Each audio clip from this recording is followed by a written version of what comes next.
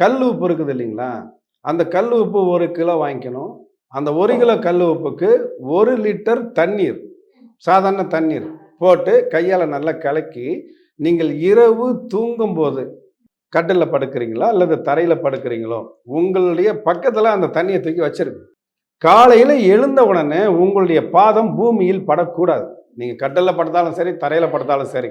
நீங்கள் பல்லு விளக்க வேணாம், முகம் கழுவ வேணாம், வாய்க்கு அதெல்லாம் எதுவுமே தேவையில்லை. காலையில் எழுந்த உடனே உங்களுடைய காலை அந்த உப்பு கலந்த தண்ணீரில் வைங்க. அதிகபட்சம் 10 நிமிடம் அப்படி வைங்க.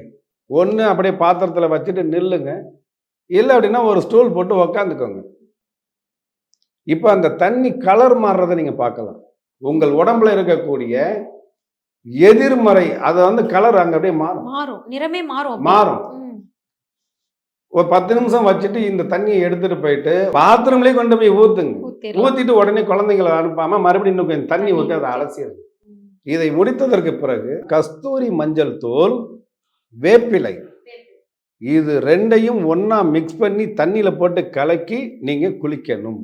Step into the world of redefined elegance with Vivo V40e. Buy now.